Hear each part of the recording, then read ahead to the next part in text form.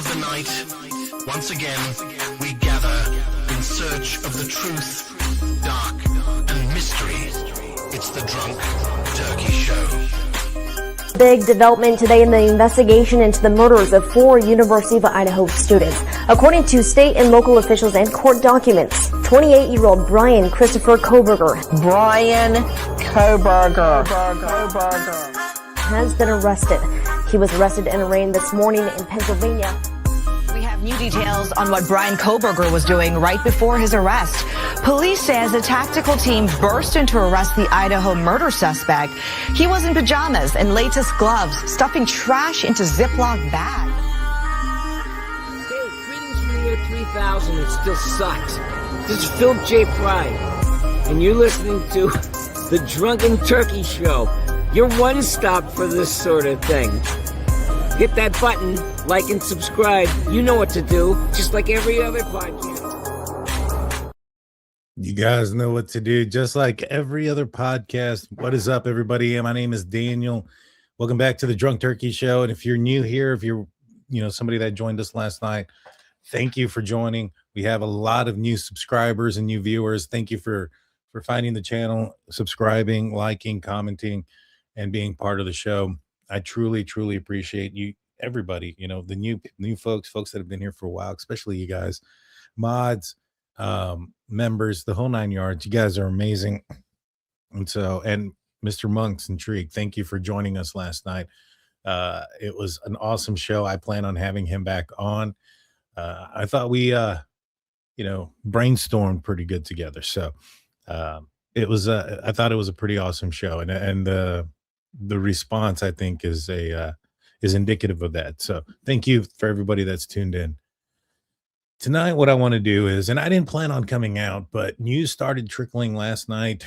I actually didn't hear about it until shortly after I got off the live, but a lot of things started coming out about the ransom notes and certain things that were said, or who the ransom notes were addressed to, etc. And so tonight, what I wanted to do is kind of break down the information and how does it fit in the when it comes to the evidence, and how does it fit when it comes to what we know about the case. And then what I'll do is I kind of want to look at it from different perspectives. I don't want to be closed-minded. I don't want to shut any ideas off. So what I'm going to look at it is from the perspective of, all right, if this was a wrench attack, how are the terms, the words, the verbiage addressing Savannah, how does that play a role? If it was maybe a fantasy type driven, and revenge fantasy could be it, or being angry fantasy, what they're saying plays a role in that. And then we'll also look at it as if it was somebody who was an insider, family member, somebody close to the circle, what does it mean by the words and what they're using? And so kind of want to tackle it from a million different views, you know what I'm saying? So that way we can look at it from a different angles and see which one makes the most sense, so to speak. So without further ado, I think it's important that we kind of get an idea about the note. Now, there's a lot of contradicting information out there about this note, including from people that claim that they have seen this note. Some people say that there's an apology. Some people say that there ain't. The IP addresses, that has been reported that it was the same. I struggle to believe that is true. IP addresses change. And so I would lean that that's a weird thing if it was the same. And I also would think that if it was the same, that they weren't using a VPN, which would have created some issues for the abductors or the person that wrote the ransom note. And I think they would have figured it out. But we'll break it all down. We'll break it all down, and we'll start off with Howard Bloom, a friend of the show. We've actually had him on the show, and I may try to get him back on the show. He was here with us when we were covering the Brian Koberger case, and a lot of inside information. However, with Howard, some of this information we got to take with a grain of salt, because it's source information, and sometimes source information isn't 100% accurate. And like I said, there's some contradicting stuff that we're going to be going over. But this is the airmail article. We'll go through this, and then we'll go through some of the parts of the videos of different news media talking about what they know, and then we'll come up with an idea. So from the airmail article, it says, not only has Guthrie, an 84-year-old grandmother with a heart condition, vanished without a trace, but so has her kidnapper. And if he's no longer trying to land a $4 million payday that he demanded of the family, then what is the point of this entire monstrosity?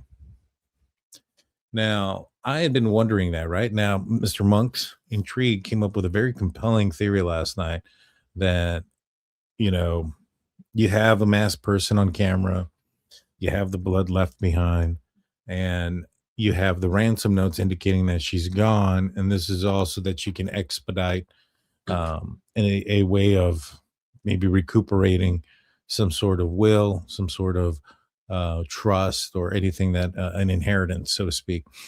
And so it's very compelling. I would say that. Now, if that wasn't the case, right? Let's just look at it from a different angle. If that was the family angle, then that's your answer, right? That's why you do all this. But if we're looking at this from, like, let's just say a wrench attack, let's look at it from that point of view. This doesn't make any sense. This doesn't make any sense to me from a wrench attack or from an actual ransom perspective, financial means perspective, because Savannah and her family had came out and they had essentially said that they were willing to pay. They wanted to celebrate with her, etc. Right? They knew based on the ransom note that she was no longer alive, and so they stopped right there. The hard part is already over, and you have their attention, and they're responding, and they're willing to pay, but they leave it alone. So to me, it seems like that's probably the least likely scenario based off of that. Now, if this was like a financial thing, or not a fantasy thing, maybe the contact to the media was a form of tormenting Savannah. I still strongly believe that the person that committed this crime may have had some sort of asphyxiation on Savannah, may have had some sort of anger, or maybe issues or whatever. Maybe I'll be her reporting. I'll be her, they were affected by something, maybe something that she reported a long time ago affected their job or something of that nature, and they've held on to a grudge, and then something recently sparks them, and they go on to commit a weird crime. Not weird, but like a crime that doesn't make any sense. So Hartbloom goes on to say there's the good, the bad, and the ugly. And they're talking about the emails. There's some good emails, some bad emails, and ugly emails, I guess. So they describe that airmail has learned from two sources close to the team working on the case that investigators have separated inventory into three distinct types: good, bad, and ugly, as they put it. The good are the emails. The precise number remains guarded. So that kind of sounds like maybe perhaps there was more than two, and I think that's going to be accurate, because I think there was more than one news media outlet. I know TMZ was one of them, but it goes on to say that to local TV stations, not to a local TV station and the celebrity news site TMZ, to local TV news stations. So there's more than one TV station plus TMZ. So we're looking at least three per set, right? So there could be a total of six if all three locations got both emails. Now, some places are saying that there's an apology. Some places are saying that there's not. Could they both be right? Could they be different emails? The copy and paste component, was it not used? It's possible. That kind of screams to me, if that ends up being the case, where you may have one that was written out, another one, if you can figure out what time it was, if you have a second one that comes out and it's different, and then the third one is exactly the same as the second one, then what that means is the person wrote it, maybe didn't anticipate sending it to multiple places, decided that they were, and used the copy and paste component for the third. Now, I don't know if that's the case, but that could result in maybe perhaps seeing, differences, but enough consistency to say that they're from the same place. And also that could be enough to like I mentioned, determine that it's from the same place. But I found this interesting. This sounds to me that there's more than just two notes. And obviously we knew about at least one TV station and one celebrity news site, TMZ. They had correctly described what Guthrie had been wearing the night that she was abducted, also accurately noted the presence of a damaged floodlight in the home's backyard, and even more encouraging, the emails, the first sent at 6:42 p.m. on February 2nd, day after the abduction. First and foremost. So the other thing that I heard was also that they knew the exact location of the Apple Watch, which when I heard that, I found that to be interesting. But this says here that the emails were sent at 6:42 p.m. on February 2nd. The abduction happened around, well, if we believe the timeline, the heart rate, the pacemaker disconnected from the phone at 2:28 in the morning on February 1st. So this is more than 24 hours. This is quite a bit of time after. This leads me to believe, well, that maybe perhaps the emails weren't always planned. I wonder if this was a spontaneous thing. If we're looking at this as like a potential fantasy type of crime or whatnot, maybe the guy was just busy doing something. It did seem like, based on certain sources, that Miss Guthrie passed away right after the abduction, and so maybe that's what they were dealing with, and that's why the emails got out so late the following day. But 6:42 p.m., I think that's interesting. That's when the first one comes out. So that also it depends, right? Like, I think somebody close to the case could go, not close to the case, but somebody who's like intrigued by true crime, that might be a local, could go out there and maybe overhear something. But to overhear what Nancy may have been wearing, that doesn't make any sense. You know what I mean? Like, if they were to have heard that, the Apple Watch and the phone were plugged in on the nightstand, right? Let's just say that they go out there and they overhear that from a detective, and they can visually see, the floodlight broken because they're interested in high profile thing, news media, and they're out there day one, or even the second day. They're out there's the second day on February 2nd in the morning. That still gives them enough time to come up with a story, do some research, etc., and maybe even overhear something to put in this email. But if they knew what Nancy was wearing, I don't think so. That really does suggest to me, if that's in there and it was accurate, that it's probably is from the abductors. Guthrie, according to the messages, was safe but scared. If the family paid a $4 million by 5 p.m. on Friday the 5th to a particular Bitcoin wallet, a return would be arranged. The author note declared the price would be only a one-time offer. If the ransom had not been paid within 4 days by February 9th, the demand would increase to $6 million. The note advised with some force that these terms were non-negotiable, and he concluded, according to the people close to the investigation, with two ominous words: or else. All right, so let's kind of take a break from this part here and look at a couple of things that have been said. So the first thing I want to bring up is, let's see, where is it? No, it's not that one. Not that one. Here it is. All right, let me raise the voice, because this kind of says what it's, who it was addressed to. We're learning today that the Nancy Guthrie ransom note was addressed directly to Savannah. Hello, Savannah. The note began. We have your mother, Nancy. All righty. So according to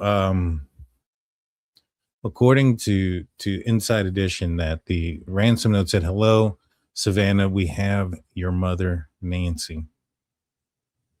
It's specifically addressing her.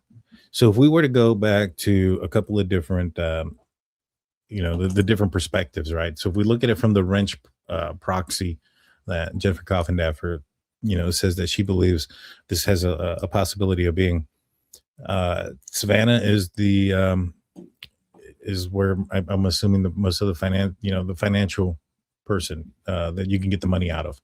And so that would make sense to address it to her, because you want the money. If this was a ransom for financial gain, if this crime was indeed for financial gain, then that's what we'd be looking at.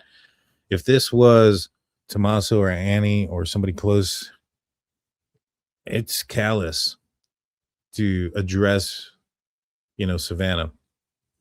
It's pretty messed up. It really is. It's one messed up thing to obviously, do what you're doing with Nancy, but then also to address it to your sister, and then the next note comes in saying, "Oh, she didn't make it. There's nothing you can do, and you're never gonna find her. There's no hope. There's no nothing in it." It's pretty callous. It's pretty callous. It's pretty effed up. And I would think that somebody would have to be pretty callous to do this. It just seems like unnecessary as well. So, like, if you were to look at what Monks was saying yesterday, why there would be a ransom note, why there would be somebody masked, why there would be blood left behind, you don't really need to address this to Savannah. All you got to do is say, "We have Nancy Guthrie. This is what we did. This is, what she was wearing. This is where the Apple Watch was, etc." We want X amount of money or millions of dollars, and if we don't get that by this date, then it increases, right? You don't have to address it to Savannah. You know what I mean? And then even if at the end she passes and you put on there, "Oh, she passed away," etc., you don't have to address it to Savannah. So it's above and beyond. And to me, if this is like somebody asphyxiated with Savannah, hello, Savannah. It's interesting. It's interesting. Let's continue this. I think there was just a little bit more that I wanted to hear about this. CBS News is also revealing that the kidnapper's note goes on to describe the exact location of Nancy's Apple Watch inside her bedroom, a detail that was never made public and was meant to show the ransom demand was the real deal. So the Apple Watch being, known where it was at. It's an interesting detail to go back to, right? Now, I think personally that the intruder cleaned up after themselves. That's why there's little to no DNA. I think this case is going cold. I've said this before, that I thought it was going to be a cold case sooner than later. That's the direction that it was going, based on what Kash Patel was saying, etc. It just didn't seem like they had a lot. And then also, when you follow what law enforcement have done, who it is that they've pulled over, the vehicles that they are so different. It's just, to me, it just seems like they don't have a lot. Now, knowing where the Apple Watch was, that's a small detail to remember. Like, I don't think you see that. There's the guy's either walking in and saying, "All right, let me look at everything.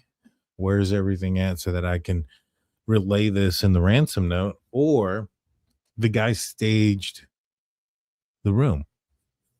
He cleaned up. He put things back.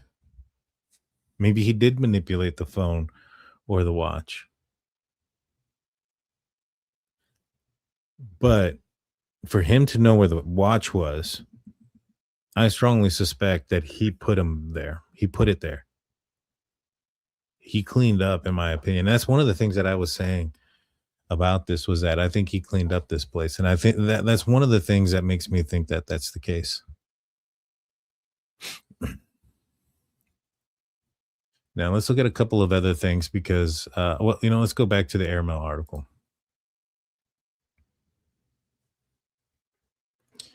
It goes on to say in the note, all right, while the sender had stated there would be no further communication, the bad email, as it became to known, arrived just 4 days later, February 6th. It had the same IP address as the initial, seemingly credible emails. In this note, the contents were summarized by sources close to the case. It opened with a sputtering, labored apology. That was the word used by the source close to the case for Guthrie's inadvertent death. It went harshly on, however, to offer up the transactional possibility that her body could be delivered for a sum, whether it be the original $4 million or another amount. Apparently, it was never clarified. The following day, after the aftermath, the receipt of the grim email, Savannah Guthrie posted an emotional 20-second video clip on Instagram, which we've seen. Now, let's go back here to this. He says there's an apology and there's an ask for money. Let's see what I don't know if it's this one or another one, but let's see what Brian Enton has to say about that. Apparently, according to sources, and if the notes are real, was telling the Guthrie family that Nancy had died and that the death was not intentional. What kind of person would do that? What does that tell us about the abductor? How does that help the FBI build a profile of who this person is so that they can catch this person? That's exactly what I'm going to talk with profiler Ray Carr about in a second. But let me go over a couple of new details first, just to get you guys up to speed. I reported that the second ransom note in the Nancy Guthrie case said she died, said that she was, quote, buried with nature now. And that was a direct quote, buried with nature now, which is also something I'm interested in hearing what Ray Carr has to say about. And that the death was not intentional, though it did not offer a direct apology.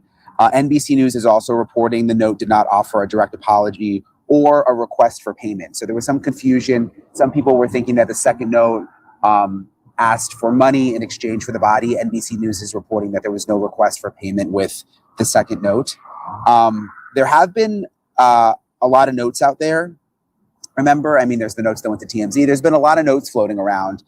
But I'm told that the FBI believes that the first two notes, the note that first had the ransom demand and then the note that said that Nancy died, that those are the ones that are believed to be credible and real. And those are the ones that Savannah has said that she believes are real and should be taken seriously. So as you can see, there's a lot of contradiction here. Apology, no apology, a demand for money for where the body's at, no demand for money, leaving them kind of in the open. I would side with Brian Enton on this one, to be honest with you guys. I think Brian Enton's reporting is top notch. And I'm not saying that Howard Bloom's isn't, but Howard Bloom adds a lot of opinions sometimes in his articles and stuff to mix in with the facts. And most of the time he is right, but there's been a few times where it's not been completely accurate. And so I would tend to side with what Brian Enton is saying. And so what do we know? We know that it starts off with, the first one says, "Hello, Savannah." Doesn't that kind of sound like "Hello, Clarice"? Like, "Hello, Savannah." It's weird, right? Well, anyways, "Hello, Savannah. We have your mother, Nancy." Proper weird, ain't it? Like, you have to add Nancy on there. I guess because it's not directly going to Savannah, it's going to these media outlets that maybe perhaps that's why it's worded that way. But "Hello, Savannah. We have your mother, Nancy. We want X amount of money." TMZ says something else too. Let me pull that up real quick. Savannah Guthrie made a tearful plea once again this morning, which we're about to play for you. Now, the reason she's making this plea is because of the new reports about the second ransom note that was received by one Tucson TV station on February 6th. So this was interesting.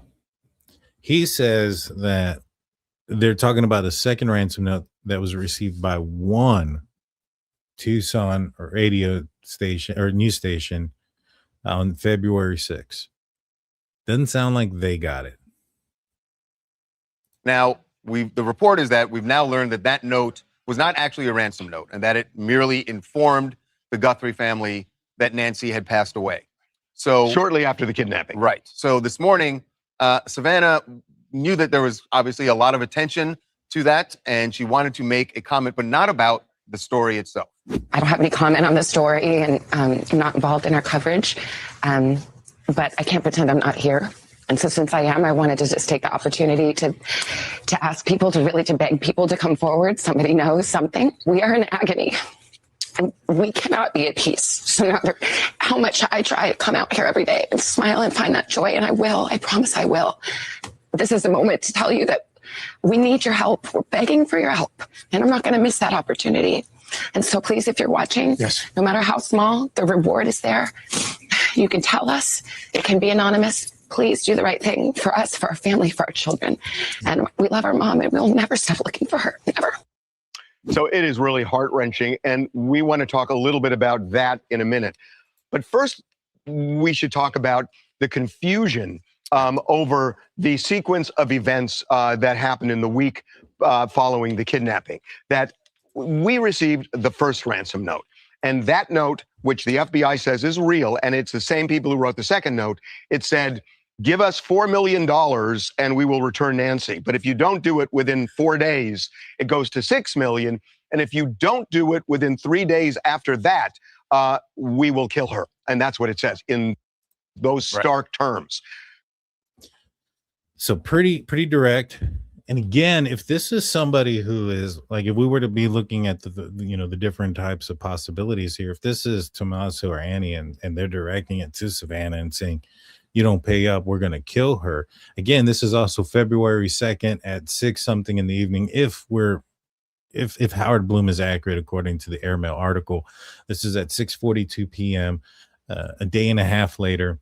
And from what I understand, it was also noted in the second note that Nancy had died shortly after. Now, what is shortly after? Shortly after, like an hour, 2 hours, 6 hours? What do you guys think? Let me know in the comment and in the live chat. What would you guys think is shortly after? Because I tend to suspect that shortly after is within a few hours, not a day and a half. And so I suspect that she was already gone when they demanded the money and also said that, if you don't pay up, we're going to take her life. Right now, they come up saying, hey, forget about it. Don't worry about it. She passed away. And she's buried with nature after Derek Cavella gets arrested. So maybe that had something to do with it. I don't know. But there was why it's just weird. It's just weird. So my question is, when is it that that they felt that, when did she pass? And if it was before February 2nd at 6:40 something p.m., which is a long time, I wonder what the guy was doing. Was he traveling at a long distance? Were they trying to get from one place to another? Were they trying to, were they assessing the situation? What's going on there, right?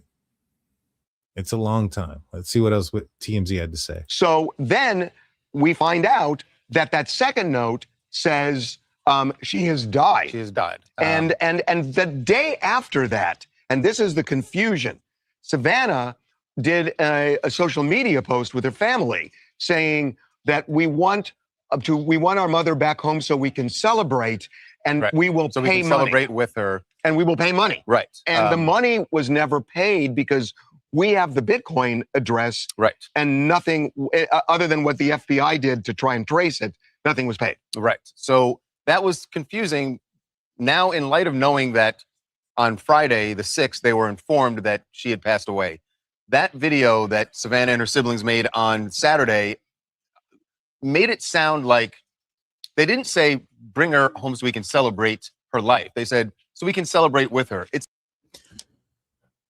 I wonder why they didn't send it to TMZ, why they sent that second one to just the local news media.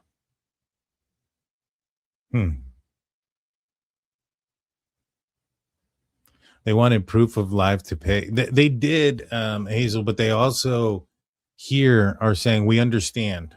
You know, if I'm the kidnapper and I sent out this letter and then they go out here because there wasn't anything left, this is them talking to the kidnapper saying, all right, we're going to pay. We want to pay. We understand. We want to celebrate with her. We want to pay. They knew she was gone. They said they still wanted her back. So they had these, you know, I'm going to say these folks, because, you know, I don't know if it's one or two, but I strongly suspect it's one still, but they had this folks on, you know, they had them. Well, these folks had the Guthries where they wanted them, willing to pay, etc. And yet, now it gets a little bit interesting over here.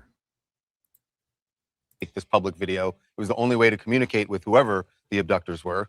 And they're just desperate to now.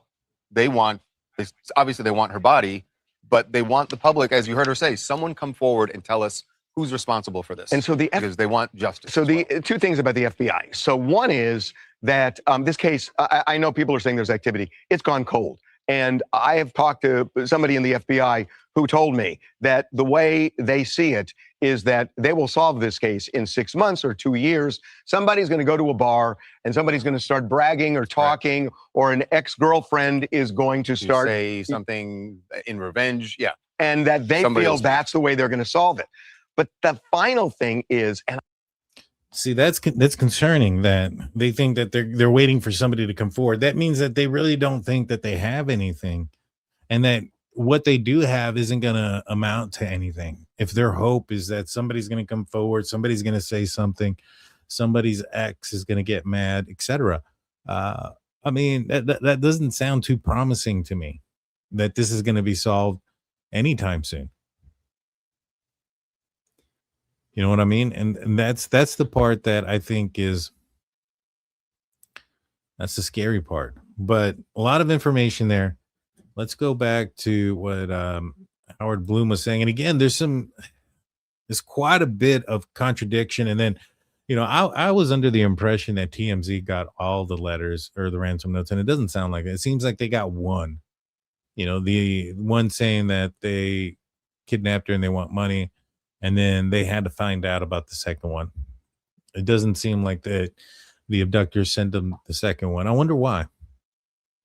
Now, I think that this person is very much a tech person, in my opinion. And to go back to the true crime thing, right?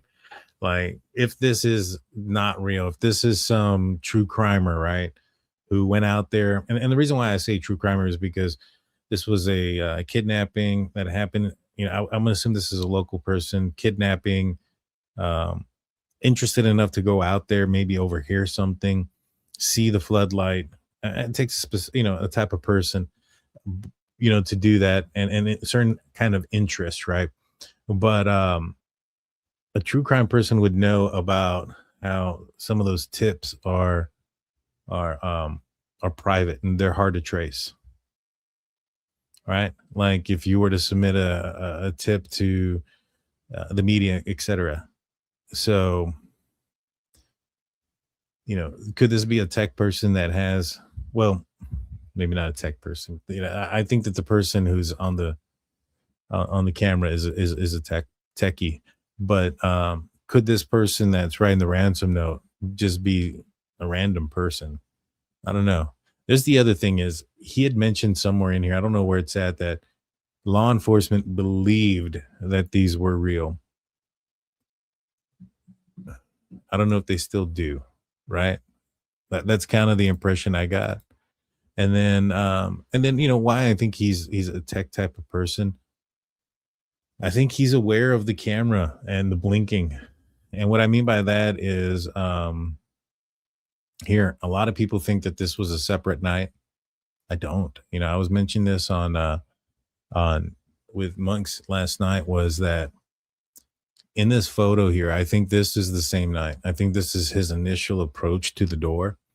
And the Nest camera, for those that don't know, once it starts to record, there's going to be a solid green light. Now, if somebody picks up the feed, it'll start to blink. And I think what he's doing is he's approaching to see if somebody's going to pick up the feed. Right now, I think that the reason why we see more of his shoes is because if you get in a position to run, and I think that's the stance he's at. If you look at, for instance, his left foot is forward, his right foot is forward, or his left foot is forward, his left arm is forward. I'm sorry. His right foot is back, and so is his right arm. Now, when you watch him walk, he doesn't walk that way. He doesn't walk swinging his right arm with his right leg, and then that's a weird way to walk. So this isn't him mid-stride. This isn't him, about to go forward. In fact, what I think he's about to do is he's ready to turn to run back. And so he's got his left foot forward, which is weird because if I was going to try to, take off, I'm going to have my right foot and my right arm forward if I'm going to take off behind me. So I'm going to push off my right leg. It's my dominant leg to turn around and start running. I think that's the position he's in. And if you were to get into that stance, like you're about to run or you're getting prepared to move, I know I do it. I grab my pants or my shorts from right where my thighs are. And I lift them up a little bit just to get ready to go, right? It's a natural thing to do. And so I think he's in position to run. And so why is he in that position to run? I think what he's doing is he's looking at the blinking light or the non-blinking light to see if it blinks. Because if it does, that means somebody's alert, somebody's seen the camera, and he needs to get out of there. That's not the sign of someone stupid. You know what I mean? I believe he's left-handed. Midwest asks, Dan, what is your perspective on this case when it comes to everyone being solved or not? Thank you. Ever being solved? Maybe. I hope so. I'm just really concerned. Now, he's in that position, and that's why I think it's also the same night. One of the things that Steve noted, I don't have it up here, from True Crime Wave, which we are going to be having on the channel tomorrow. Former CSI investigator, is that Miss Guthrie had solar lights on her driveway. Now, solar lights turn on when the sun sets. They last about 8 hours. The sun set at 8:56 or 5:56 that on the 1st. And so if they were brand new and lasted 8 hours, they would have stayed on until 1:56 a.m. Now, if they're older, they're probably not going to hold their light very long. But a lot of people were wondering why that specific time. Well, I think it may be because of the solar lights in the driveway. You had to wait for them to shut off. But yeah, some solar lights don't work good, but all of them. So interesting stuff. But I strongly suspect, and yeah, I know that some folks were saying that, that it's because of the darkness, etc. Well, the weird thing is this house back here too, right? This house has the same lights on. You see that? So this house back here, we were pointing out the different lights. This house here has 4 different lights on, in that house. So we would have to believe that this guy just so happened to arrive on 2 different nights where the house in the background just so happened to have the same rooms on at that odd hour of the night on those separate days. I just think it's unlikely that that's going to be the case. And so I just think that's, like I said, I think it's unlikely. And I think it's going to be the same night. All right, I'm steering away too far. Let's go back. All right, back to the airmail article. Following day after the aftermath, the receipt of the grim email, Savannah posted a 20-second emotional clip on Instagram. Then there was communications that investigators classified as the ugly. Kidnapping is callous, a cruel crime, but posing as a kidnapper to profit from such colossal misfortune is no less odious or unfeeling. To date, according to the unofficial estimate, more than a dozen of these badly contrived notes have been received. They have received more than a dozen, and only one person's been arrested. So these people know how to hide them, hide their emails, apparently, except for Derek. But over a dozen people have emailed or done something to try to capitalize on this crime. It's insane. And more recently, there's been a new addition to the task force ugly category. In April, TMZ received another series of emails, and those I think are ridiculous. But they didn't count, the way I read this, TMZ's emails that they got as part of the dozen. Now, what TMZ got, and TMZ, they're funny because they think that the guy might actually know something. They were getting emails where this guy was asking for like a Bitcoin, it's like $34,000, and he said that he knew where Nancy's body was. He had seen Nancy, and at one point he said that time is of the essence, and then he said time is no longer of the essence. I think anybody could have predicted that Nancy wasn't going to, survive very long. And so, to me, the reason why I think it's complete bullcrap is that these folks contacted TMZ. They sent a note to TMZ, about the kidnapping. You don't think they're watching? And if there is somebody that's out there that close to them that know that they committed this crime, know where that she's buried. I mean, this sounds like somebody, if was real, would be very close to the circle, and they can't figure it out that, that somebody's willing to dime them out for $34,000. I just don't buy it. More recently, there was a new, okay, so that was it. And then the apology is a missive which had revealed Guthrie's alleged death would also suggest that the kidnapper was not cold-hearted cartel member, as law enforcement had speculated early on in the case, but someone in over their head. So he's going to the apology and saying that there wasn't a cartel member, but that they had initially thought it was. Now, I remember there was an interview with Carlos. In fact, I was showing part of it yesterday, but we didn't hear it. I was just kind of showing how he kind of looks like, what the rendering was of when we drew out the person in the mask. But in that interview, he actually talks about how they had questioned him about his dad committing the crime because of his past. I wonder if it has something to do with like this. You know what I mean? Let's see. The task force, according to sources close to the investigation, have decided that this kidnapping was a team effort. One individual supplied the brawn, the other the brains. Here's the problem with that is you're as strong as your weakest link when you're on a team. So even if you have a smart person and on your team, the fact that you have somebody who's not very intelligent is going to make things very difficult for you. You're going to get caught. And they talk, they say things they shouldn't. They, people that aren't intelligent. However, this guy went into the house, took her, and didn't leave anything behind to get caught to this point. So I think a lot of people are underestimating this guy. I don't think he's that stupid. I don't think he's stupid at all. I think this guy might be more intelligent than we're giving him credit for. And, to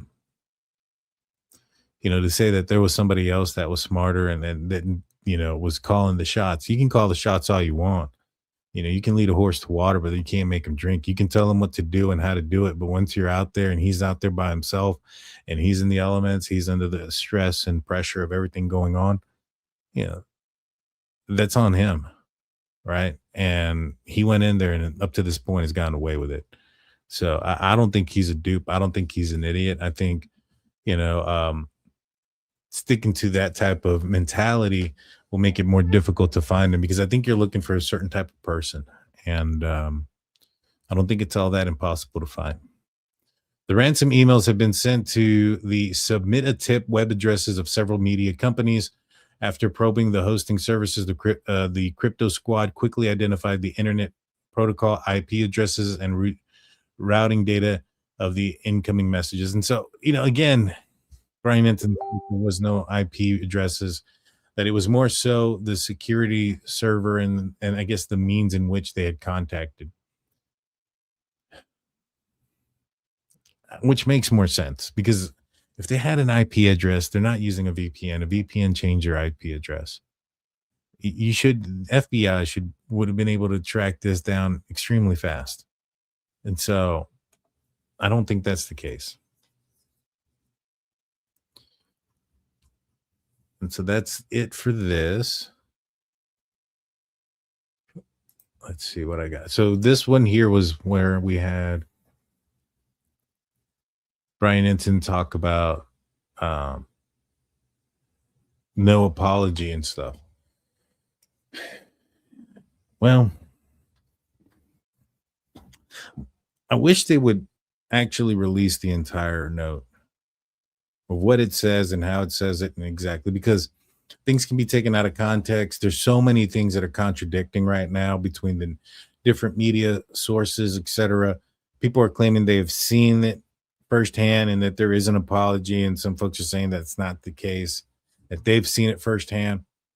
One thing that, just kind of looking at everything, if this is somebody who has some sort of vendetta or something against Savannah, I don't think it's weird or a coincidence that 7 months ago, about 2 months, maybe 6 weeks before the kidnapping, that this aired on Today's show. Excited about this. When people ask me, where are you from? I'm always proud when I say Tucson, Arizona. I grew up there, went to college there. My mom still lives there. And honestly, a part of me has really never left. So thanks to our sponsor, Visit Tucson, I got a chance to go home to show you everything from the giants of the desert to the people who raised me, and really why Tucson is unlike anywhere else in the world. So I'm going to mute this because I just don't know about the whole copyright of the music. But look at that. Look at all that nature. Look at how it makes her happy. It was addressed to her. She's talking about the different cactuses. She's excited about those things. She's in the desert.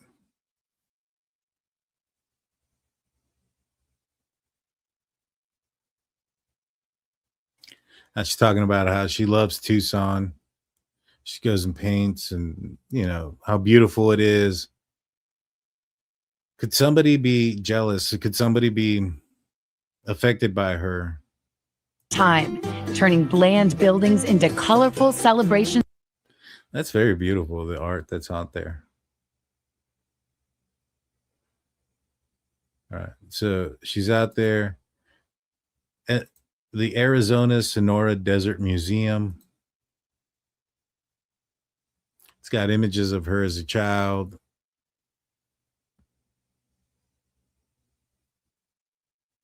There's animals out there. She's out in nature, buried with nature.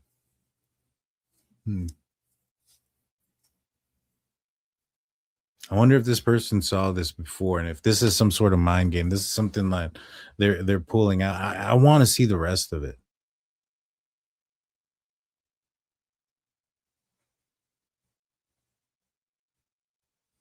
And now she's, with an animal, and let's see if the music's still going on. Oh God. Oh my God. Oh my God. So this is Klaus. Hi, Klaus. Are you okay? I'm okay. Okay. Okay, Klaus. Well, it was nice to meet you and everything. Okay. Ooh.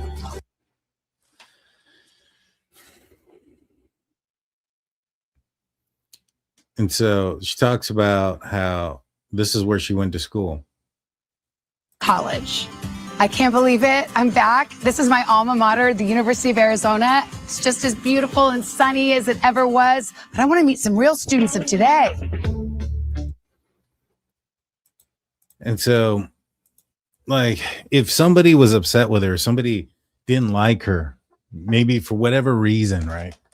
How are they feeling watching this? I mean, she's on the cover of that magazine. They're embracing her like this is her city. Again, I strongly suspect whoever did this, especially with the ransom notes, that they're a local as well. Can somebody feel like, I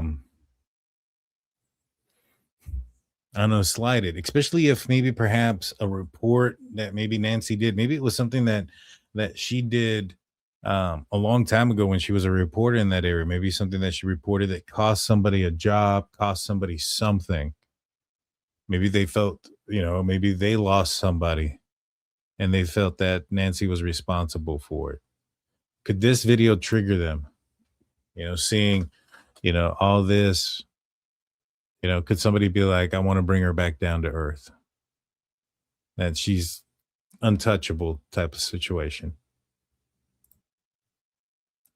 Good to see you. Welcome. I'm a hugger. This is home. That's fantastic. Where- We're so happy you're back. Where are all the students? You remember them all. Yes. Welcome home. Thanks for having me. Thank you. See you soon. Bye-bye. I'm here, but where is everybody? Welcome back home, Savannah.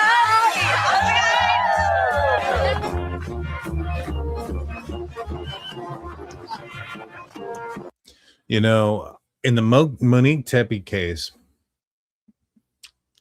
Monique Tepe and her husband, who was a dentist, they got slaughtered by Michael McKee, who drove like 7 hours after 9 years being divorced, shoots both of them. And I think a lot of people suspect that because there was a video that came out, like a marriage video that they put on YouTube. And in there, she talks about certain things, talks about past relationships and stuff. And, that guy being a narcissist, callous psychopath, he took slight to it and went and broke into their house. Could this trigger somebody who maybe felt a certain way about Savannah? Now they know also, because at the end of the day, the financial aspect, if you were to look up wealthy people and things like that in Tucson, now, of course, the Guthries are going to pop up. But at that time, they were like the 16th or whatever on the list of, wealthy people there or whatnot. They weren't very high up there, put it that way.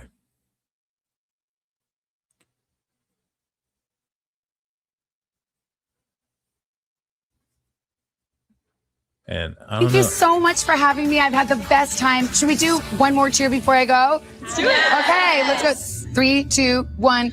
Bear down!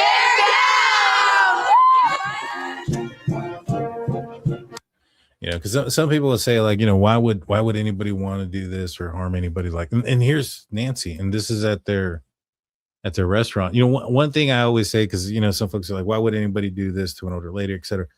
Why would a PhD student enter a college off-campus home and take the lives of 4 innocent people that he's never met? Some people do some weird, crappy things, but this is where she talks in America about, and the perfect place. So here you have Savannah, you have Nancy, and you have Annie there. One of the other things Monks brought up last night was that maybe perhaps this was something to do with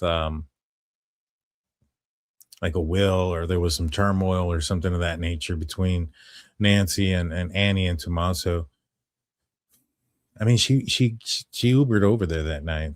I don't know if that's necessarily going to be the plan, if there's like this turmoil or there's this issue between them. But I don't know. But that's them here and at the restaurant.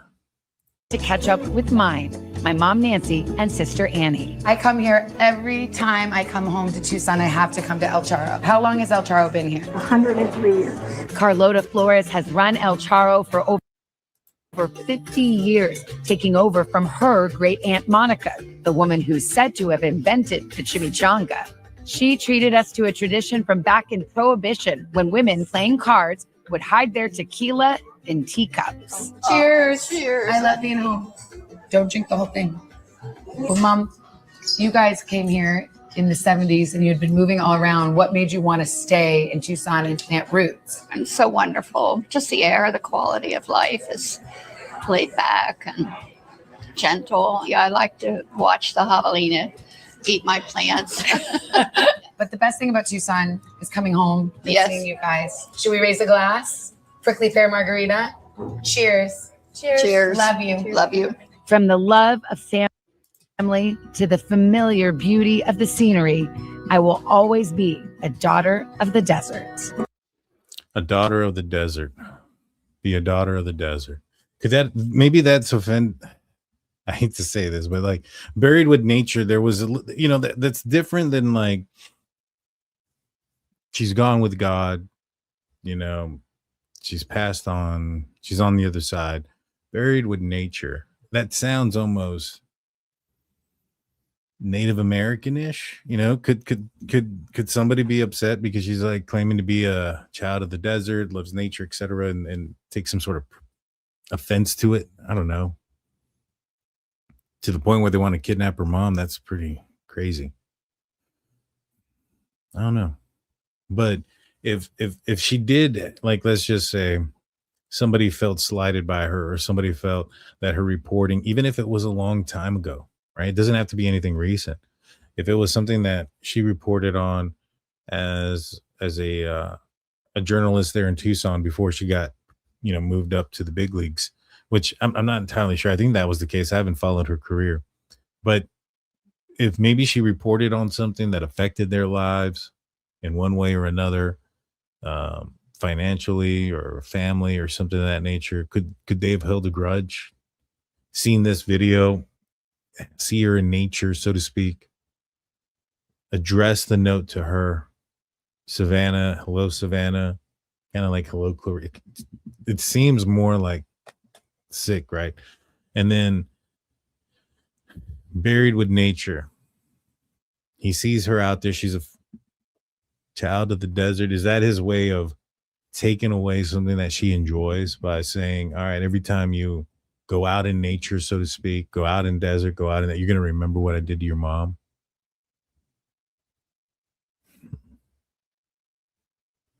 If it is, that's pretty crazy. Now, we haven't seen the whole thing, and I wish we could, because I think we can get a lot more clues out of it if we did. I wouldn't be surprised if there's something in there, because, like I said, this person seems arrogant. And then even to the point where there's like, there's nothing that you could have done, or she died naturally. It's almost kind of like you could have taken care of her better. It's your fault that she died. That's kind of the feel that I get.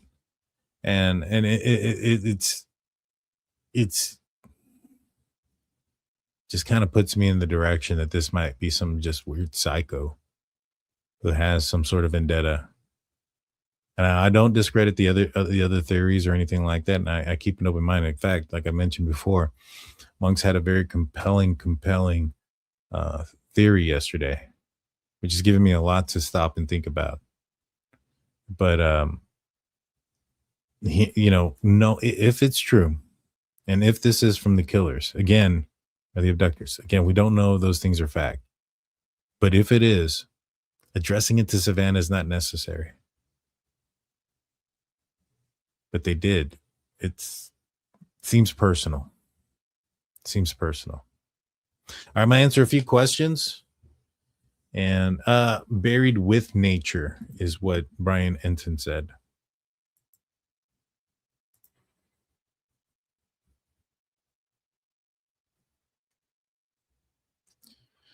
You say buried with nature because of that tricky, as he doesn't want to run the risk of everyone thinking he buried her in a banana split. Desert, nature. Why only address the note to Savannah? Well, if that's his asphyxiation, right? If that's where his fantasy is driven to.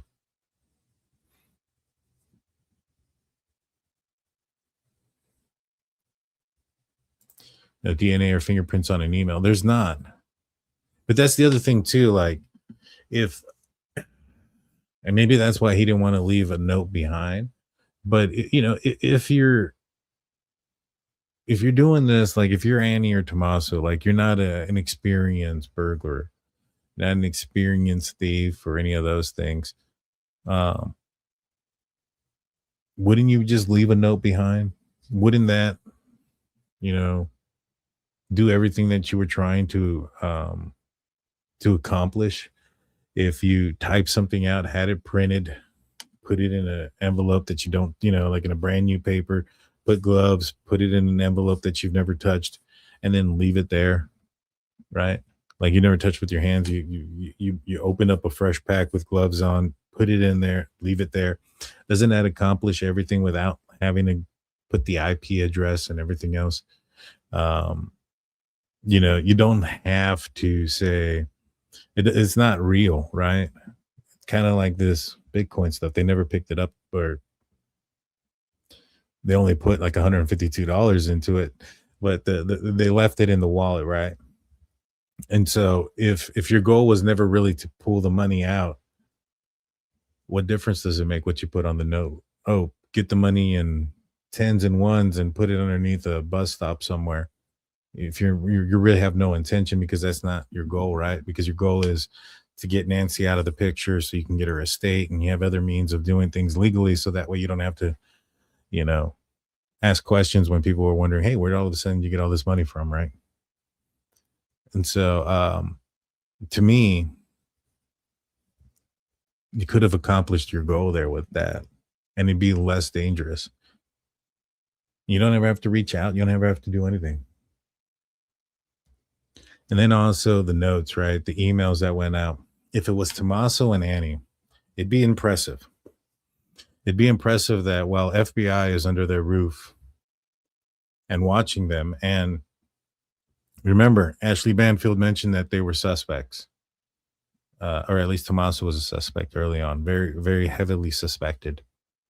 If that's the case, while they were being watched by FBI, while they were being suspected of possibly being involved, they managed to get out an email and it not be traced back to them somehow, some way. That's impressive. That's impressive. And I don't know if I buy it. That's kind of why I asked Mung, was like, well, who's she going to get to do it for her? I don't know. But again, like I said, we don't have all the information on this one. So it's, it's one of those things where we, you can't really discredit anything. Asking for $4 million, then having a penalty fee of $6 million is like a bank robber taking all the 50 bills on Saturday. But if you make me come back on Monday, I'm taking hundreds. What felon takes less? It's an interesting point.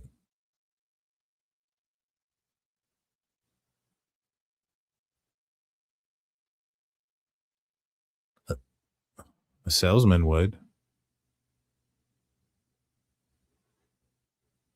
A salesman would do that. No, that's like a sales tactic. All right, give me this much. If not, it's going to go up to here. I've been saying it, that the person that knew the light was possibly, if the reason why they were so comfortable without going up to the door was because they knew that nobody was watching the feed because the light was blinking. One of the persons that I said would fit or know that would be people that either sold those devices or competed against those devices.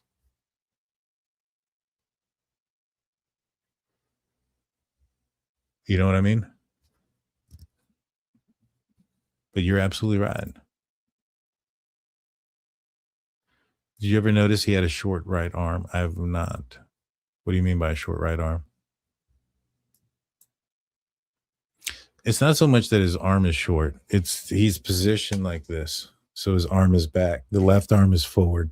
He's in a position to run back, if that's the image that we're looking at and stating that. When he bends down to pick up the shrub, he leans to the left, I'm assuming because he doesn't, and he keeps his arm like that because I think it's the backpack, maybe perhaps also what's in his pocket. He doesn't want it to fall out, so he's kind of leaning like that.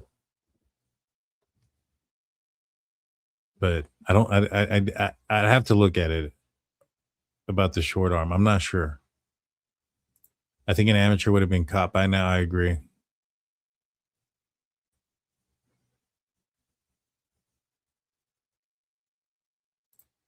At the end of the day, this was a well-planned diversion, in my opinion, by an evil people and heartless breaks. I agree. I agree 100% with this comment right here.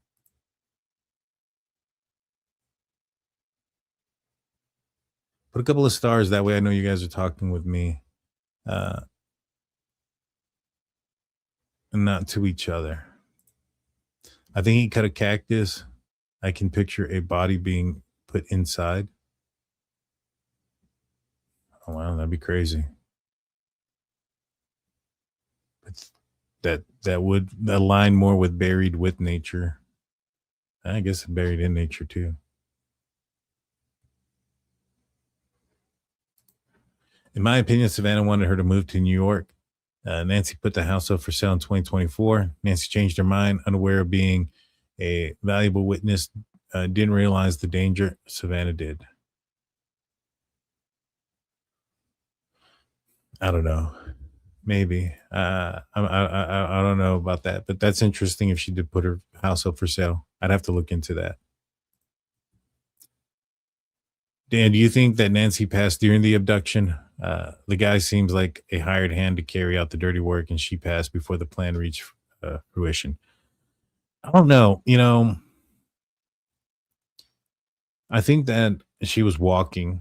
I think she walked out of the house because of the steps. The blood drops are too close together for her to be wheeled out, for her to be carried out.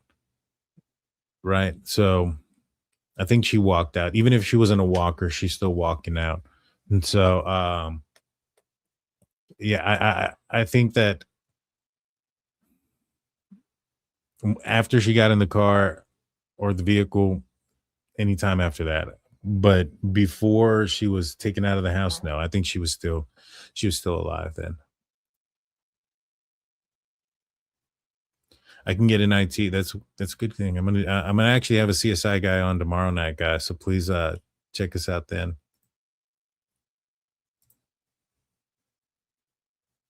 Oh, okay. Can you put a couple of stars there? DJ Paddock. I may not have seen it. I only scrolled up a little bit. Did you hear that Maureen McConnell and Megan Kellan say that the inside FBI source told her that they're closing in on suspect and an arrest is near? I hope so. I've heard that. I've hoped so. I think that I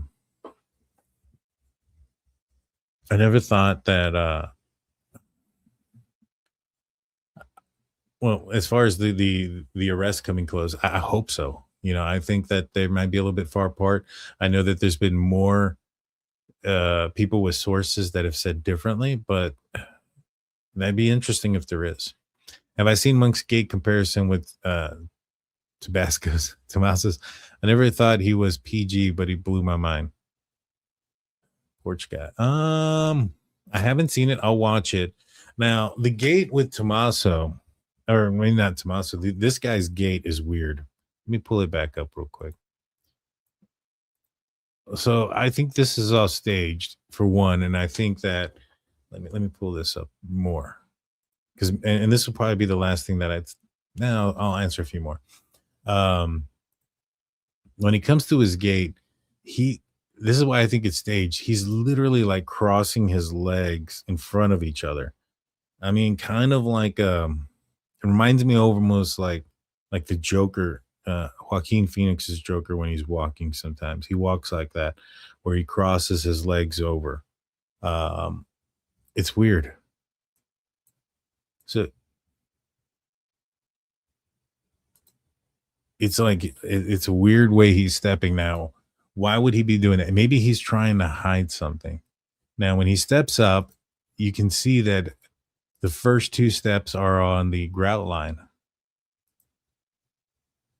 And then the third one is just slightly off. So he's walking pretty close together. Now, me and Steve were doing experiments trying to figure out gait and distance when you walk, etc. And we'll talk more about it tomorrow. But, Steve was like, man, the width between, I guess, where he's stepping and the distance of his steps are more consistent with like a female, because they're more closer together. And I was walking and I was like, you know what? I've had some leg issues. I've ruptured my Achilles tendon and had some knee issues. My right foot especially kind of kicks out a little bit to the right. Now, if I turn my leg inward to hide that, I walk closely to what this guy does. Like I can walk more in a straight line that way, but I have to be pointing my toeward in purposefully to hide that my leg kind of kicks out a little bit. And so I don't know if this gait is natural. I doubt it's natural. Just based on the way this guy's walking right here, he's basically crossing his legs over, which is weird. That's the only one he doesn't really cross over, is the third one. And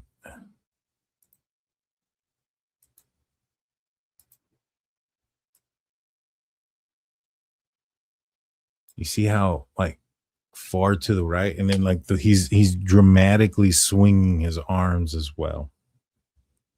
So to me, that's one of the reasons why I always thought that this was like staged, and this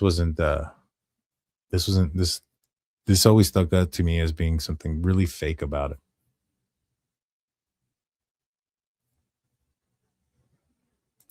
And I remember somebody saying that his right hand looked short. Right here, his right hand is like hanging down towards his knee. And his left one is kind of higher. I just think, like I said, I think it's all a show. I think it's all a show, in my opinion. But you know, if you can get a gait like, you know, to match somebody's like that, I think it's pretty unique.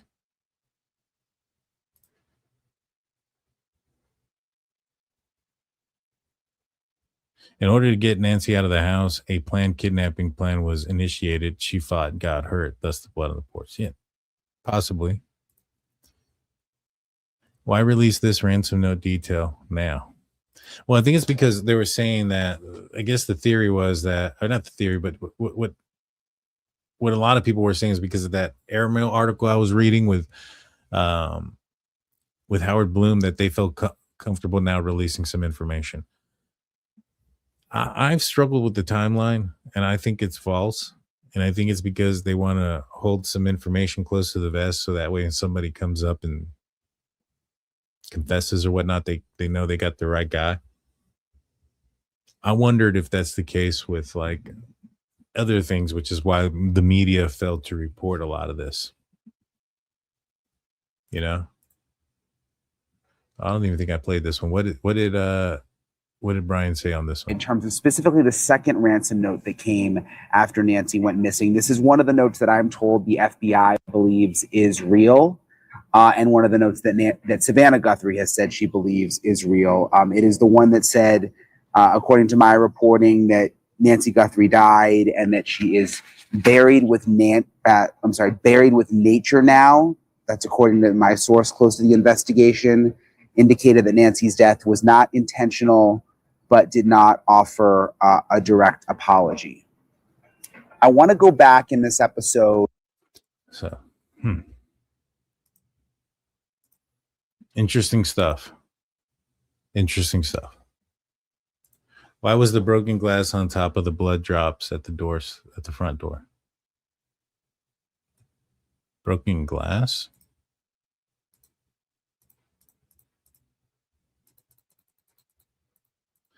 I don't recall any broken glass, but let me see.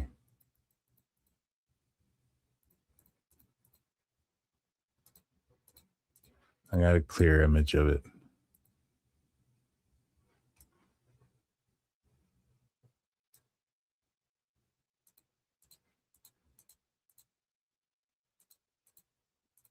One sec.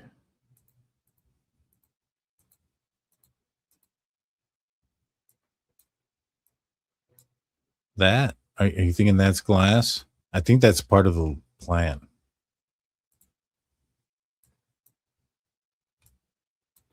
I don't think that's glass.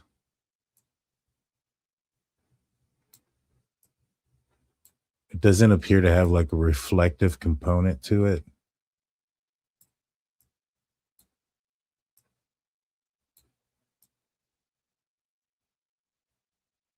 I think that's just part of, I don't see any glass. I see a lot of like pieces of the flower or the plant that they were using. If it is Epstein related, they can find a patsy to accuse. I don't know if it's Epstein related. Maybe perhaps she reported on somebody that may have been tied to Epstein that they might have an issue with. Let's see. Did I pass something?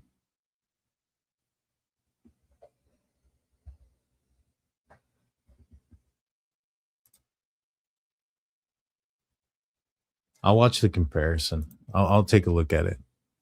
There's a high probability the perp knew either A or T and would drive her home and be the last person to see her, hence number one suspect.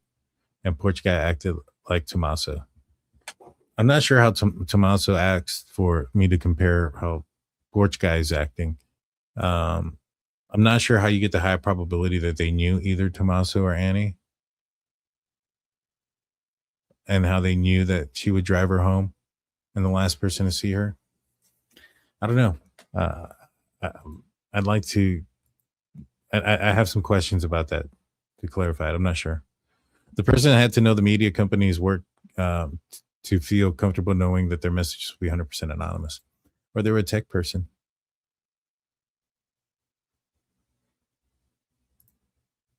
There is a high probability that the perp knew either A or T and would drive her home and be the last person to see her.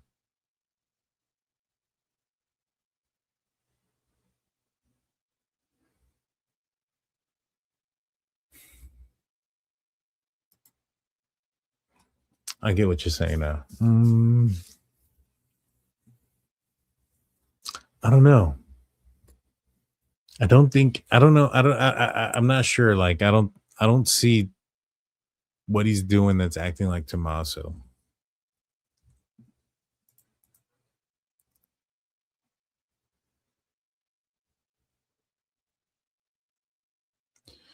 Have you seen the AI generated color pictures on PP podcast a few weeks back?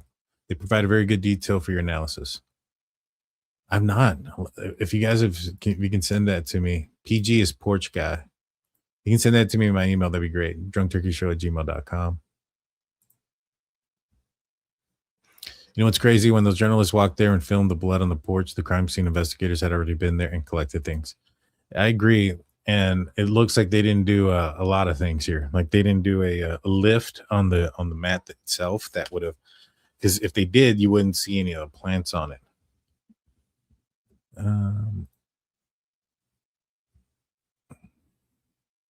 I need to check it out. I'll check out the gate walk.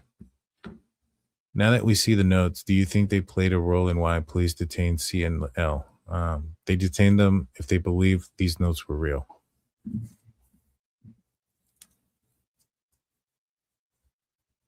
I don't know. That's a good question, Lori. I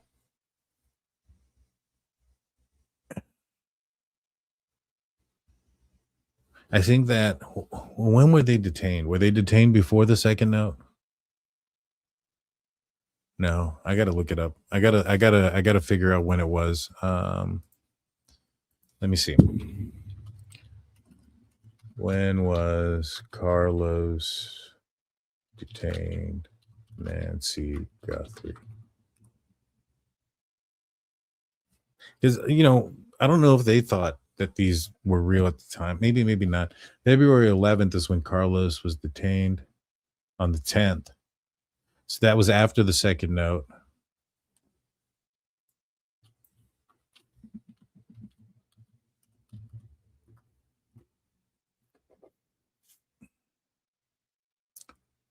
Luke Daly was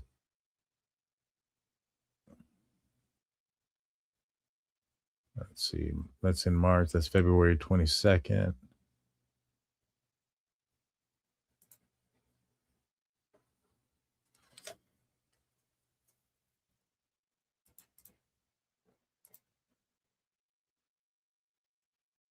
Two ex-cons from Tucson are facing immense online scrutiny. Luke Daly and Kayla Day.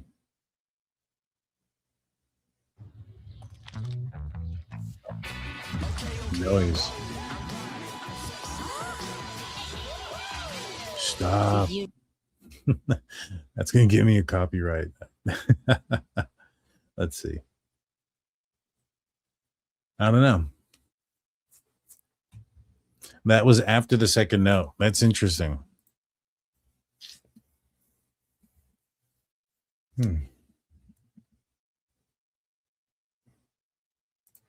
Porch guy bends over to pick up flowers like he has a knee or back injury. That or he's afraid of what is going to fall out of his backpack. But you're right. He does act like that is possible as well. Like I said, the way his foot is kicking in is weird. Compared to the memorial walk. I'll have to look at that. Daniel, talking about porch guy, what guy carries a weapon in the private area? I agree it's either fake or it's a female. Well, if he's left-handed, and he doesn't want people to know he's left-handed, he may carry the gun in that position for ease to pull the weapon with his left hand. He also probably used the wrong holster, because if you use the right one, it's going to be a little bit more difficult to pull out the weapon from an unnatural position or from your non-dominant hand. And so you use one that the weapon's going to fall out of. If it's right there in the middle, all you got to do is twist your arm like that, pull it out, and you're here. It's very quick, very easy. If I had a left-handed holster on my crotch, I could pull the gun out fairly quick, especially if it was a holster that wasn't designed for it. That way the gun will fall out.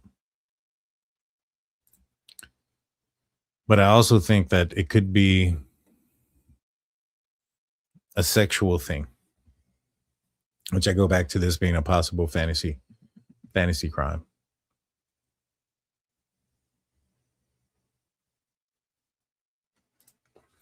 If the message was directed to Savannah, why not contact the media.com she worked for? That's a good point. That's kind of why I think it wasn't well planned out. You would have thought that they would have already had some sort of means to get in contact with somebody if that was the plan already, and how they were going to contact them.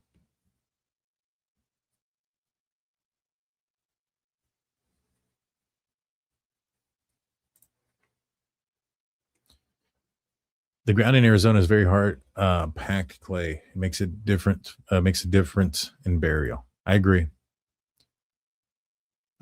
Which is why I think it was more of a dig to what she was doing on video, being out there in nature, etc., than actually the truth. I think it was more of this person seeing what she enjoys and trying to take that away from her.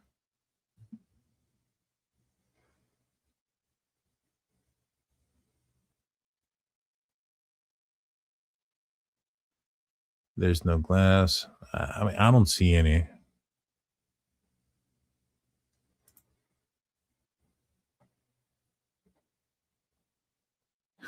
We'll let the delivery guy drop the package. I have no idea. The law enforcement didn't do the greatest job in the beginning. At the beginning, I read comments about how Nancy was about to spill the beans on something medical. I don't know. Maybe not. I haven't heard that yet. Daniel, the interview room detective said that the wind that night had something to do with the plants and the blood. It could. The apology message seems feminine. Maybe it's porch guy's girlfriend thinking he's going to get caught. Trump did threaten with the death penalty. I mean, it could be, but I don't know. I mean, to me, there's no point in doing it, right? There's no point in saying that she's gone. I think he wanted to get a response out of her, which, if this is true, he may contact again in the future somehow.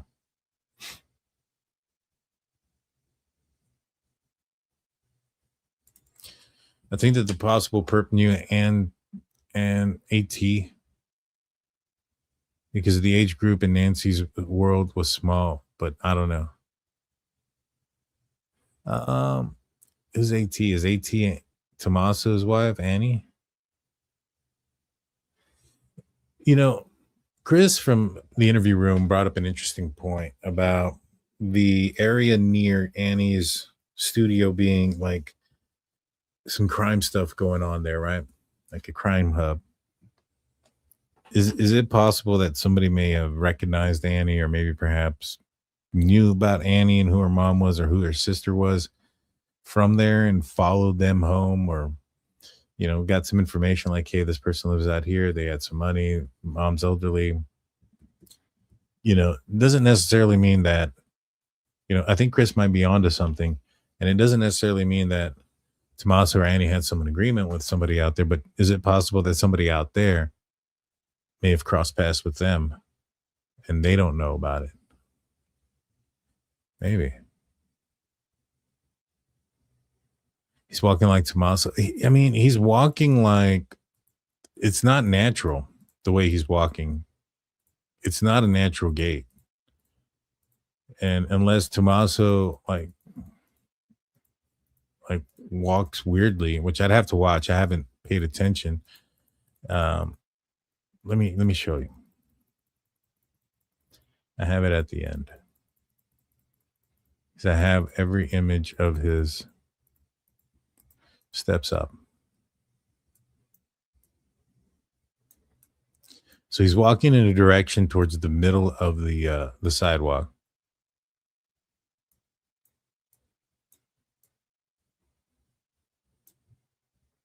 So this is his right foot and this is his left foot. Look at how far across his right foot his left foot goes. That's weird. Right? And then the arms are dragging or swaying overly. I honestly don't see how anybody could get somebody's gait and say this is a natural gait for somebody else walking. This is not a natural gait for this person. This isn't a natural gait. This is somebody either hiding their gait or putting on a show. I think it's the latter. Right? Walking with the head straight down. Why? It's not gonna make a difference. He's gonna pick his dang head up right now anyways. And so it's not a natural gait. I would struggle to say, like, whoever did this crime, if they got arrested for it and they try to look at this and try to look at how they walk in normal, regular, everyday walking, you're probably not going to find a consistency there, because I don't think this is a natural gait for this person. And so, that's just my opinion. I've never seen anybody walk this way where they cross their legs in front of them. To me, this is a show. This isn't real.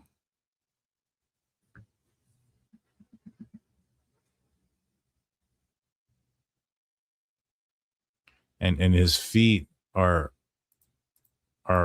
like, when you watch him walk, see that foot comes way across. And then his first step, he walks along right there. Oh no, wrong button.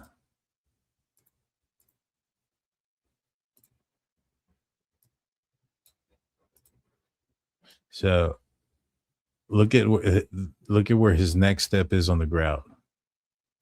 They're along the line.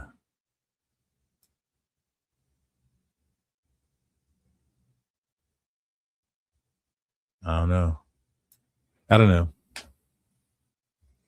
But the one thing that really makes me think that this isn't Tommaso, check out that nose right there. Look at how, like, you know what? I got a better image of it. And then I'll bring something up to show you guys.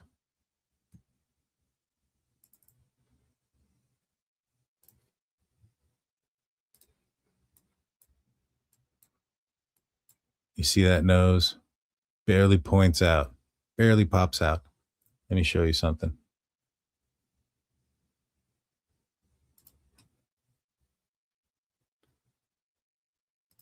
Let me pull it up. I got to find it first. Give me 1 second. No, that's not it. Here it is.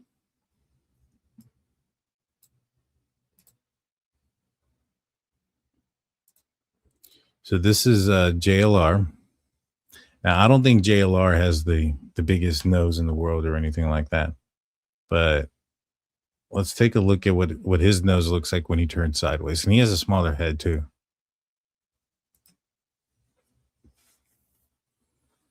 You see that?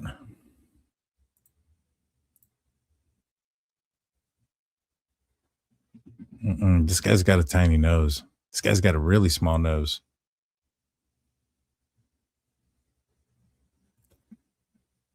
A lot smaller of a nose than JLR. And I think Tommaso has a pretty big nose. But that's just my opinion. Don't you think Porch Guy is paid hand to carry out the abduction part of the plan? Maybe. I doubt it, but maybe. In addition to while Nancy was at A&T's perp, did makeup to look more like A or T depending on who drove her home. Eyes of Annie, mouth of Tommaso. Once T drove home, didn't remove any eye makeup to Messy.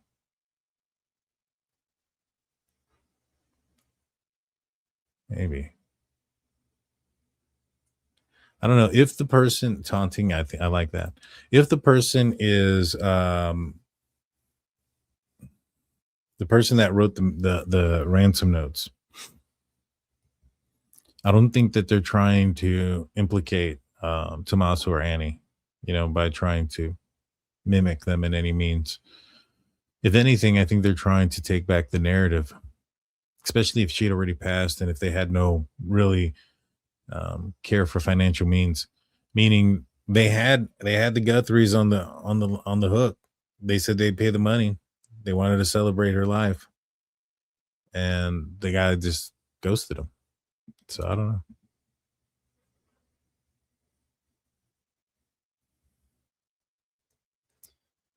And then also the other thing is too about this guy is the ear. Look at where his ear is. Now this guy's head is somewhat down. So if you were to do that with your head, you look down, ear here, down, ear looks higher than your eye. Even here, it's still, you can tell based on that his eye, I think there's a better image of it where Monks did. Let me pull it up. I believe I have it. Here it is.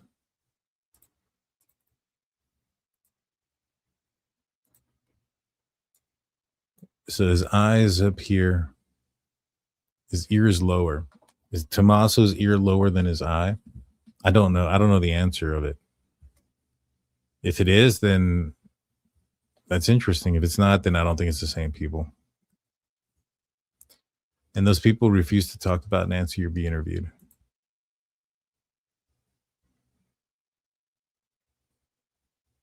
All right, I'm going to do one or two more, guys.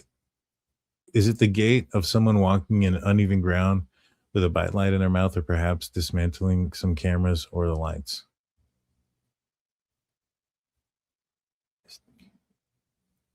Well, I don't know. I mean, the ground is uneven a little bit, but he's still walking like where I'm looking at his steps are while he's walking on the sidewalk, he's overlapping his feet. And then when he gets on top of the porch, his feet are walking along the grout line, which is interesting to me. Let's see. I'm going to watch the memorial walk. That'll be the last thing we do. Let's see.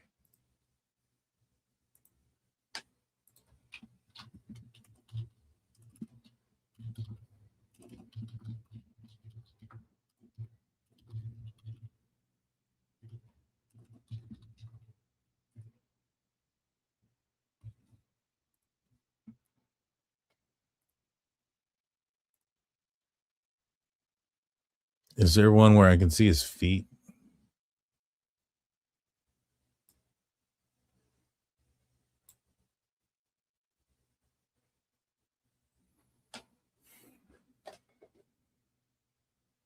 So from right here, from where he's standing, his left foot kicks out to the left. I can see both of his feet actually kick out. He's kind of like this, right? This guy's feet are straight.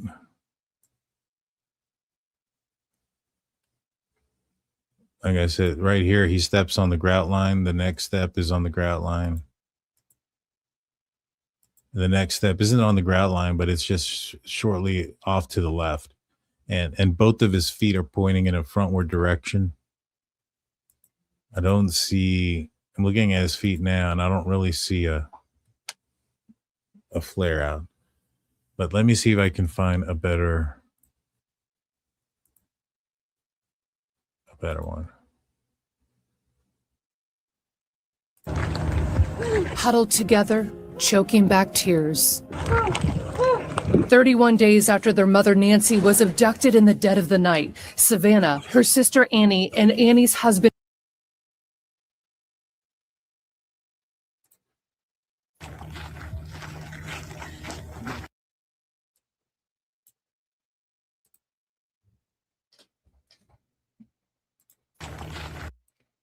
Yeah, see, his feet walk this way, out. They duck out. And then you can't see him here.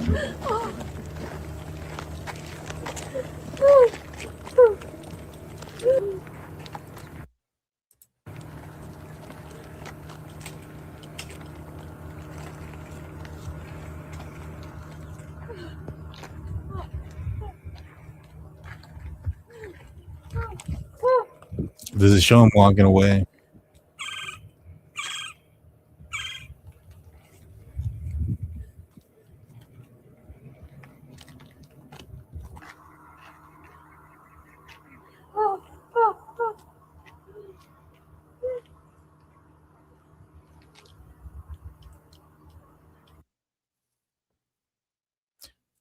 You know, I'd feel really horrible if I thought these people did something and I was wrong. That's why I don't like to blame people until I know for sure. Let's see. I'll look up Monks real quick. Let's see what he says on the gate.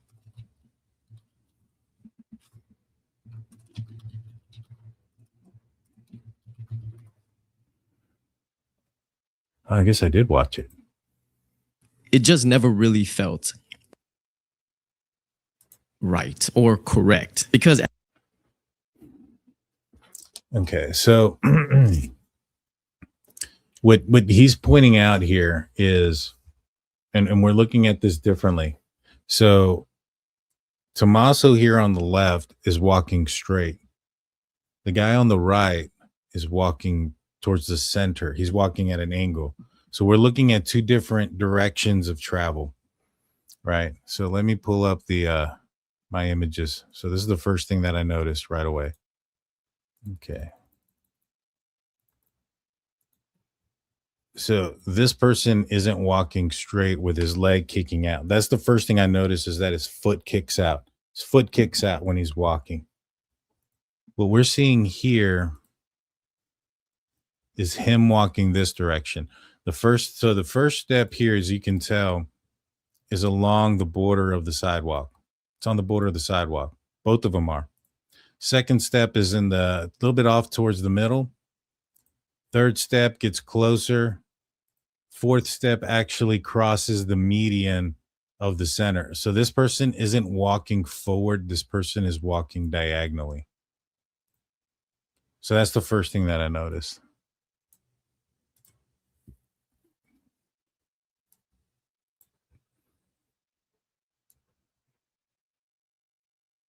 Let's see. I just want to get to the gate part.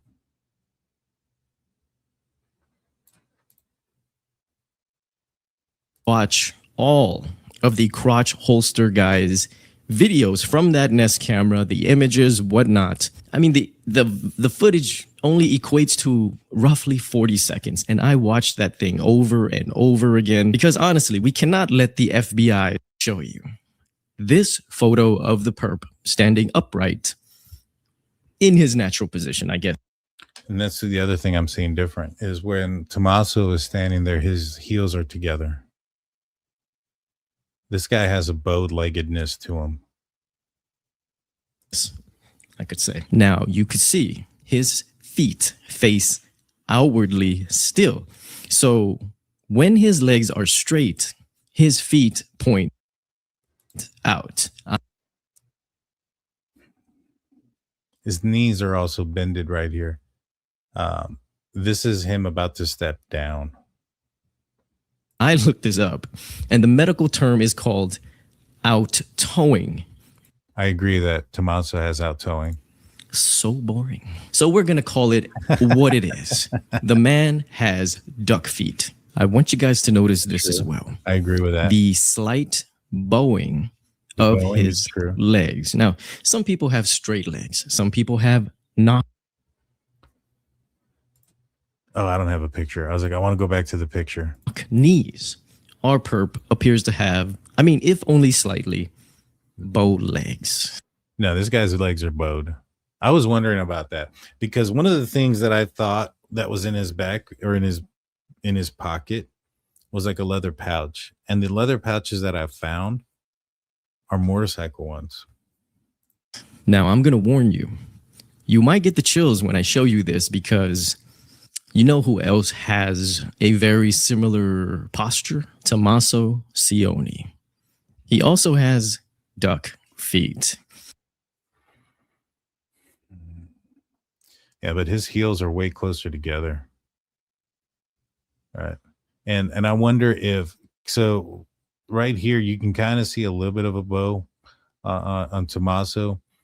However, I think that's because his heels are right next to each other. I wonder if we would still see the same thing if his legs were further apart. I'm not saying it wouldn't be. It definitely could be, but I wonder if it would. But this guy's heels are closer together. But monks, come on. The perp looks a lot thicker. Well, first, I want to say that's what she said. And second, it was between 30 to 40 degrees at night, guys. I can almost guarantee you that the perp was wearing double layers. I've been in that cold of weather, even colder, and I would do that double layer, which I will say I'm speaking from firsthand experience. That's a possibility that he's wearing double layers because he's cold. I would agree to that. Let's see. Disguise for his body, okay?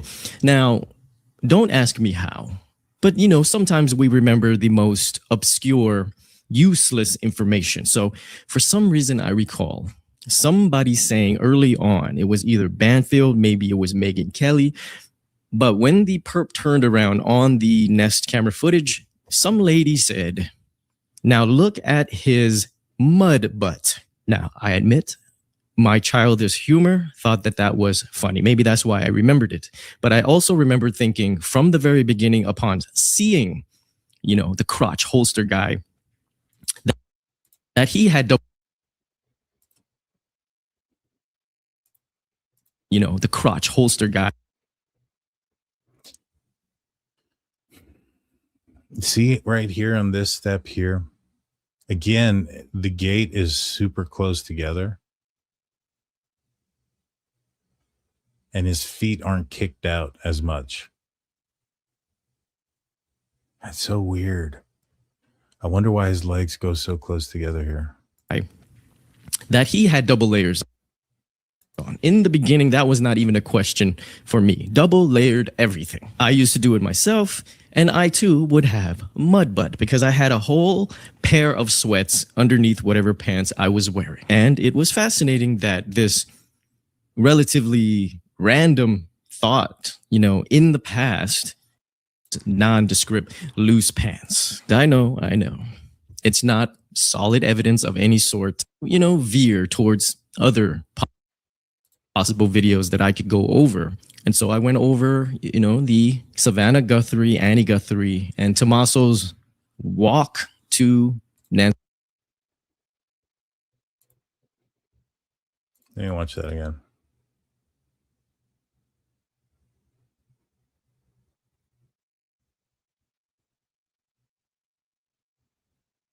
Huh.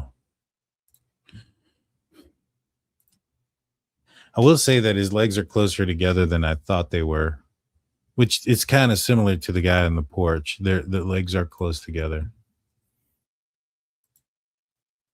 But to me, this guy walks more duck-footed than what porch guy does.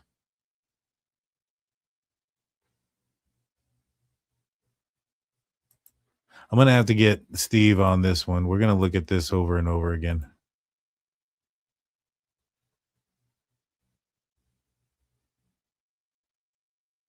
I don't know. I gotta chew on this one. Because I just see this guy's feet like sticking out a lot. And when I look at the video of porch guy, again, I get why, you know, when you look at it like a still frame like this, it looks like a similar walk, but it's not. He's walking diagonally. His approach is going to end up over here.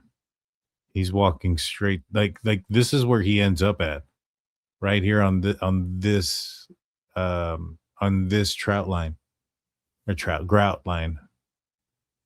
So this is the direction he's walking in. It's not this direction. Like when we see him walking, like we see Tommaso, he's coming like this direction, like that.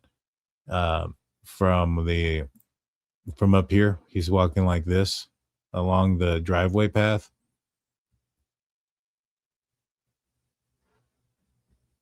And the entire time you can see his feet pointing outward.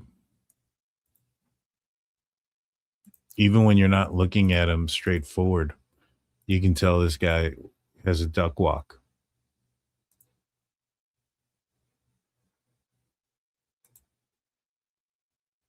And I don't see his legs like crossing each other.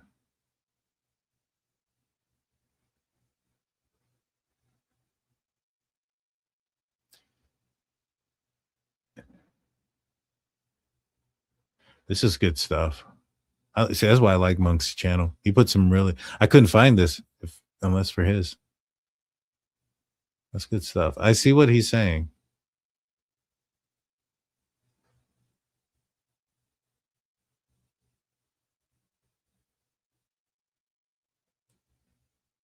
All the retired FBI agents tell us he too has a duck walk. What do you think would happen if I were to put Tommaso and the perps walk side by side for you? Okay, so have your wallet ready because you might like this readjusted working theory.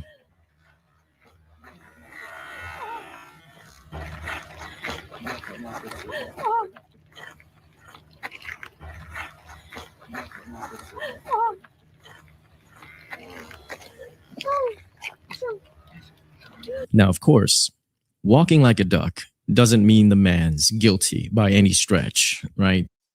This has to be something that the FBI has already looked into, right? But you know what I'm learning about this case? I'm learning a lot about the FBI, that the FBI is just cool. They are the cool kids, just like Tommaso, you know, they got on those shades.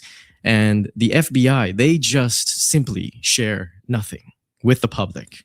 However, unlike Nanos, the FBI will never. Look at this.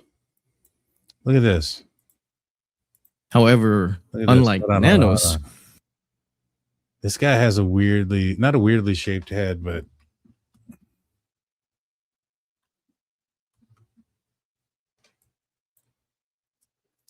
let me do something real quick. And this is going to be the last thing I got to go. I know I've been saying that a lot. But let's see. Let me see. Let's debunk this guy. Let's debunk Tommaso being porch guy right now.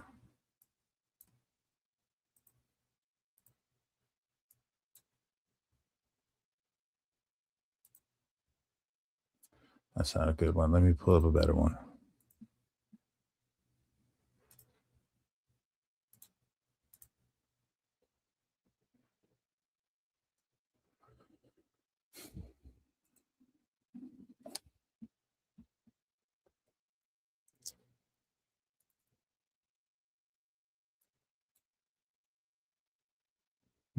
Porch guy's head to me seemed awfully. There's a hump right here at the back. For Tommaso, there's a flatness right here, and then a roundness, and then a roundness right here. You see this little flat, up, back, down. This guy's head is not shaped the same. This guy's head is shaped way differently. That's not the same guy. I don't see that being the same guy at all.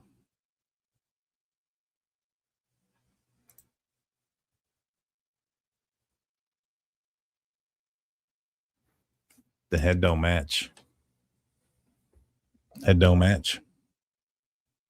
I don't know how you could fake that or what you could do to fake that, but the head doesn't match.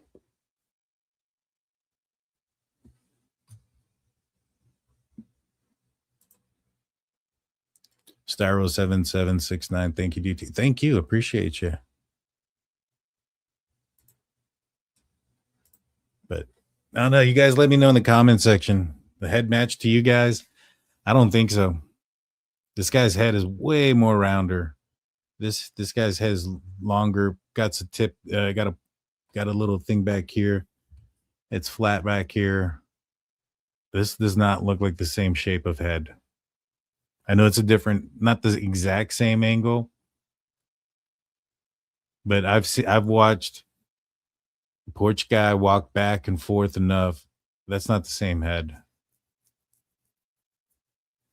What do you guys think?